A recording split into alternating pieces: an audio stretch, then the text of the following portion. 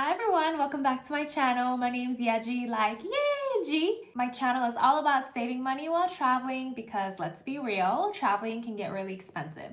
So if you don't have to spend money, why would you, right? So if that sounds interesting to you, let's be internet besties and consider subscribing below, and let's get into today's video. And today I wanted to talk about two popular cards and kind of compare and contrast them and find out which card is a better fit for you because they offer similar multipliers. And those cards are the Amex Gold and the Capital One Savor card. Now, I won't talk about welcome bonuses because welcome bonuses always change, and that's just a good addition to any card that you get, right? Like the higher the welcome bonus, the better. But that's not going to deter you from not opening the card, right? Because these two cards are so valuable in my opinion. And because like I said, the welcome bonuses always change, I will disregard that and just go straight into describing the cards. So let's start off with the Amex Gold. The Amex Gold annual fee is $325.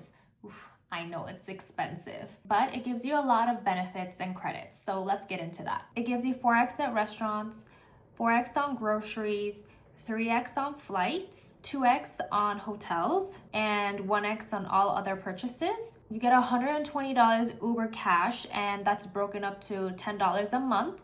You get $84 on Dunkin' Donuts, but that's also broken up into $7 a month.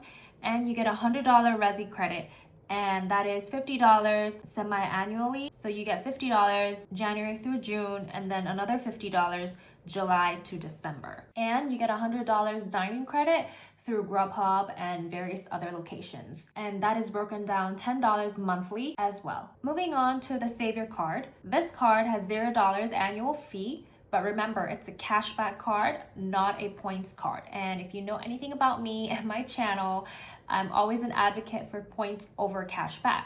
So if you have a higher tier card, such as the Venture X or even just a regular Venture, then essentially this cashback card becomes a full-on points card. You can get the multipliers as points rather than cashback. So the Savor card gives you 5x on hotels and rental cars booked through the Capital One Travel. It gives you 3x on grocery stores, dining, entertainment, and popular streaming services, and you get 1x everywhere else. Both of these cards have other benefits as well, such as having no foreign transactions on both of these cards and like warranties and stuff like that you guys can go read about in more detail if you're interested. But overall, I just wanted to talk about the multipliers because that's what most people think about when they open up these cards. Now, right away, the similarity between these two cards is the dining and grocery store category. Amex offers 4x on groceries and dining, whereas the Capital One offers 3x on groceries and dining. The difference is, however, the annual fee. It's a lot more expensive to get the Amex card. Now with the Amex, you do get the credits.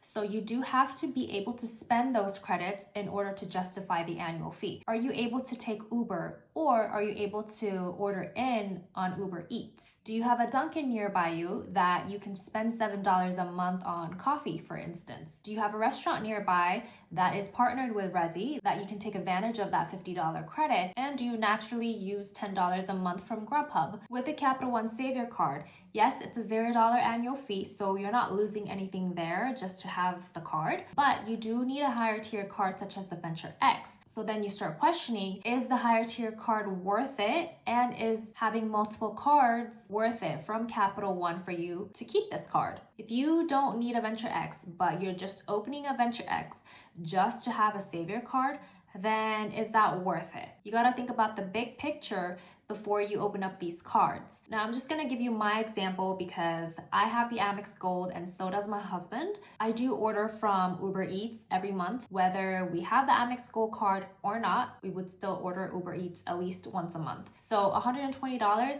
that's worth it for us. We use the full credit. For Dunkin', we don't really have a Dunkin' nearby, and I don't really eat Dunkin'. And so the $84 credit is useless for us. So I'm not going to consider that at all. The $100 Resi credit though, we use that. We actually like to go to Uncle Julio's. There's one nearby us, and we would still go without having the Amex Gold card. But it's just nice that they're partnered with Resi and we can take advantage of that $50. So we do utilize the $100, and we order from Grubhub every month as well. So $120 credit from Grubhub also works. Now, if you add all those credits up, excluding the Dunkin', it's $340. The annual fee is $3.25. So for us, we're actually gaining money. Not really, but you get my point. $15 each month just to have this card. So I know it sounds like, ooh, the annual fee $3.25 is a lot, but if you're able to spend all the credits and you really do the math, it might not be that bad. Now, another thing you got to consider is your spending habit. So I'm going to give you my example once again. We spend $500 a month on groceries, and that's just the minimum, and I'm just rounding up and just saying 500 for the sake of math. Now, there's 12 months. So that's going to be $6,000 a year. Now, with the Amex Gold, because it gives you a multiplier of 4x on groceries, that's 24,000 points that we can get through Amex. If we put the same spend on the Capital One card, it's 18,000 points. Now, are you willing to forego 6,000 points by not spending the annual fee? Or are you okay spending a little bit of annual fee in order to get 6,000 more points? That is something that you need to think about because there's always an opportunity cost whichever direction you go, right? What is 6,000 points worth it to you? And this is just grocery category. Obviously, if you add dining out or hotel stays or whatnot, your points are gonna get a lot more different if you compare the two cards. So it all depends on your spending habit. Now, if we just compare these two cards, I lean towards more Amex just because Amex has a lot more transfer partners and it gives you actual Amex points, right? Whereas the Capital One, it'll just be cash back and I would have to have a higher tier card. But there's no harm in having both cards available to you because the Capital One obviously has no annual fee. So if you already have a Venture X card, why not add a Savior card to it and get the welcome bonus, and it doesn't cost you anything else. So I'd say you can get both. But like I said, if you're choosing just one, then I lean towards Amex just because of the transfer partners. There are a couple of transfer partners that Capital One doesn't have, such as ANA, Virgin Atlantic, and Iberia. I value these three airlines when it comes to redeeming points. Although with Iberia, you can kind of get the same points through British Airways and move points that way. So with Capital One, I guess it doesn't matter. So I'd say it's more ANA and Virgin Atlantic. But if ANA and Virgin Atlantic is like meh to you and you don't really use them a lot, then I think Capital One is totally fine with their transfer partners because it's quite extensive as well. Now, there are application rules to both of these banks and I've explained them in detail in my other videos, such as the Amex video and the Capital One video that I'll link up above and also down below, so you guys can go check it out and learn about the different rules the banks have. That way it'll be a lot easier to acquire these cards and not get denied, because we all hate being denied, right? So it's important to stick to the rules.